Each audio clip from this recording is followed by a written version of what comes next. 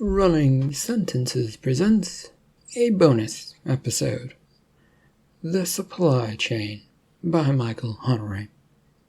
An office worker whose job it is to keep track and record all supplies finds himself stuck. Records are bad and potentially make certain people look bad, but at the same time, they must be kept. This is a work of fiction. Any names, characters, businesses, events, and situations within this story are products of the author's imagination. Any resemblance to real people, real situations, and/or events, and/or fictional situations, events, characters, and so on is purely coincidental. Copyright 2022. Michael Honore. All rights reserved. Charles sat at his desk, his books in front of him, as he was transferring numbers from a sheet of paper to one book and then to the other. His finger traced a path between all three items before coming to a rest back on the original paper. "Well, all seems to be in order if I do say so myself," Charles said to himself as he leaned back in his chair. "Another day's work completed, all records recorded and put away for the sake of posterity." There was a knock on the door to his office, and that was quickly followed by the door opening, and strolling in came his co-worker Dante, who gave a small wave of his hand hello. The door was closed behind him as Charles took in his sometimes friend. He was never totally sure what to make of Dante, as he always seemed to be up to something. "Is there something I can do for you, Dante? What's going on? Why come here? You are staying at work rather late today," Charles asked, rather curiously. His associate came forward and sat down on one of the chairs across from Charles. The usually boisterous and talkative person he knew wasn't present, which sent a cold chill down Charles. What was going on to cause this to happen to his associate? Was it the government coming and poking around again about all of their data and information? If it was, that wasn't a good sign, as they tended to not like anything at all that they did. "How good are your records?" Dante said after a moment had passed. The man seemed to be struggling to find the right words and was looking about the place and spotted the two books in front of Charles. "I keep them as precise as need be for work," Charles said in a hurry. "I didn't trust the situation one bit right now." The other accountants rarely poked their nose into the numbers of other accountants, yet here this man was doing exactly that. The back of his mind was now coming up with some crazed ideas that now that things were going well for the government, records weren't going to be as important, especially ones that might reflect that the government had been relying on others to get them through a tough, harsh war. If this was the way things were going to be, that meant that someone probably was sent to look at these records and make sure that they were the way the government wanted them. "Is there something wrong with them?" he asked as he sat up in his chair. Every alarm bell in his mind was now warning that this territory was not where he wanted to be. He, after all, was a simple numbers cruncher who didn't try to go into the territory of government.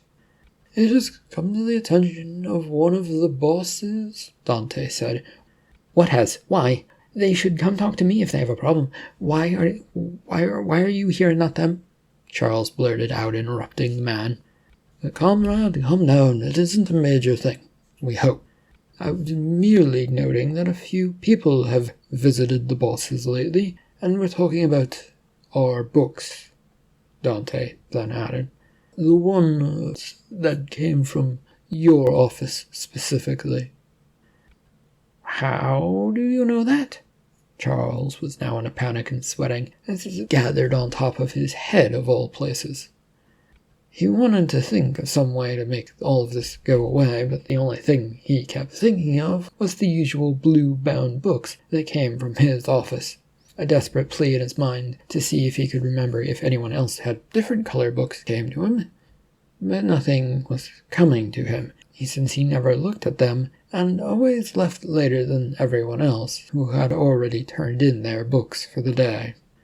I was called into the office the other day where the books were being compared. It was an evaluation for me, since I came aboard this operation and they wanted to see how I was doing and how I was comparing to other people who were accounting for information.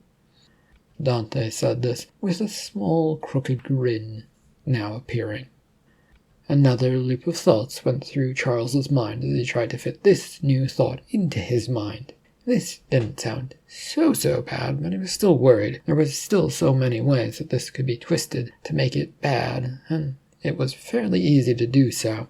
He decided to press on with the hopes that it was a good thing and that it didn't really involve him.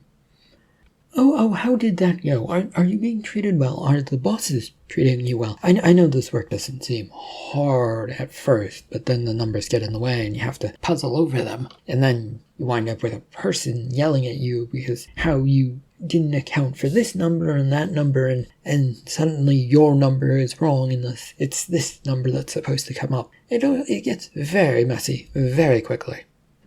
Charles said this and realized that he was babbling about and tried to stop his babbling when he realized he was just doing that. Oh, for me it was no problem. Your records, though, I think that's the problem. They didn't like them, Dante said, and he sat forward in his chair. They were too honest, is what I heard muttered in my direction. That's the job of records, though. All numbers must go where they go, and if you were ever to repay back what you owe for the efforts of this war, you have to keep records. Charles was sputtering at this point and not happily talking. There was a shake from Dante's head, which worried Charles. It was going back and forth between good and bad very, very quickly, and this was not going as well as he hoped it would. Not that he had a plan, though, on how this conversation was going to go. What you said is true, but it is not the wish of some of the higher-ups, though. Dante's tone was falling into a flat, monotone-sounding thing, one that worried Charles that much more. They wanted to make sure things lined up with the way they should be. To combat the sudden urge of panic and throw some loose papers into the air, Charles puffed out his chest and evened his gaze at the now suddenly cold Dante. Well, they can tell me themselves, can't they? Or is there something wrong with talking to me? Charles asked this, realizing that probably wasn't going to get an answer, but it felt good to get it out there. The feeling of he was in the right was growing inside him, but he tried to squelch it down, since hope was a bad thing in these kind of moments. The government loved to change its mind and make things vanish from the people who recorded the facts of history in the blink of a thought, and he was exactly a recorder of information. Well, I think they're gathering a case against you from what I saw. They see you as someone getting in the way of the greater good. The greater narrative. Dante just said this plainly, and kept staring dully ahead, his eyes boring towards Charles, who was trying to glance about to find something to ease this glare. Charles decided to start thinking rather suspiciously of his compatriot who had come to work here recently. It was rather convenient, and he had heard of a nearby neighbor in his apartment building, who had a new worker come to their work, and then that person turned out to be from the government, and shortly after that his neighbor went away. Well, why doesn't someone tell me then, before they take me away? I haven't done anything bad. What's wrong with telling me you want the records fixed to be proper? Charles spat this out. He'd had enough of this ridiculous and wanted to know what was going on, and his hope was fading that he was going to get this information. He could correct himself. It was simple, easy, but they had to tell him to do it. Dante's appearance didn't even twitch. It almost had a cold, lifeless look to it as he bore the gaze continuously. This was not like the man he'd first seen come here to work, who had a smile and a happy attitude and was all over the place. Was that faked? Who was this man anyway? They do not trust you. It is as simple as that. If they did, they wouldn't be fixing the books after you sent them in. The blood drained from the face of Charles as he now began to worry.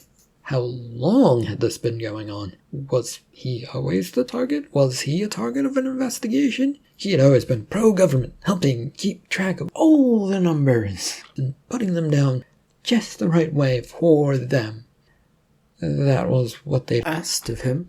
So what was this all about now? I don't understand. I did what was asked of me. Why am I being treated in such a manner? Charles was squeaking about. I can fix the numbers any way, any which way they want. All they have to do is ask. They did ask. Dante's reply came coldly. That was the problem. You went out of your way to keep the correct records and the faked ones. More often than not, you would turn in the correct ones, I assume accidentally, because you are a fool. With anger, this man suddenly shot out of his chair and was waving his hand in front of Charles, who tried to lean back in his chair to get away from it. His chair didn't move, so it wasn't really going well, and this was bad in a terrible way if it meant what he thought it did. He could already see a correction camp entrance in his imagination, and the cold wastelands beyond it, with few shacks to survive in. It is no problem. Give me another shot and I will prove myself, comrade. Let me prove that the records are in fact incorrect. Someone has been setting me up to look bad. Charles said this in a sudden spurt of imagined hope, and he wasn't sure where it was coming from, but it was coming. No, Dante said as he leaned forwards into the desk and towering over Charles. What do you mean, no? Once again, Charles knew not what to do, as he hoped that the simple way would be the best way out of this, but it did not appear to be going that way. I've already checked over the books and made sure that the only source of them was from you. There's no mistake to be made. You are doing things that our comrades in the government do not like one bit, Dante said, as he stepped back from the desk and began moving towards the door. Charles was confused as to what was going on as he got out of his chair to say something in protest, but found his mind had come up with nothing in the moment. Dante went to the door and paused there, knocking on it before turning to Charles. I am a worker for the Government Agency of Workers' Rights and Information, he said in a sort of chant. You, sir, are being placed under arrest and will have a trial for your misdeeds in leading the government astray. The door was then opened, and two crisp men in military uniforms walked in with guns slung in front of them. They wasted no time with the clicking of their heels to head for Charles, who looked around, but there were no windows to be found in this room, and there was nowhere to go. The soldiers soon had Charles by the arm and began pulling him out of the room as his legs gave way. I've done nothing wrong! He cried this as he was dragged out of the office. That is where you're wrong, sir. I'm sure you will love your new home at the camp soon enough, Dante announced as he stepped out of the office and closed the door with a click. This was followed soon by another click, as the door was locked forever. End of the supply chain. Thank you for listening.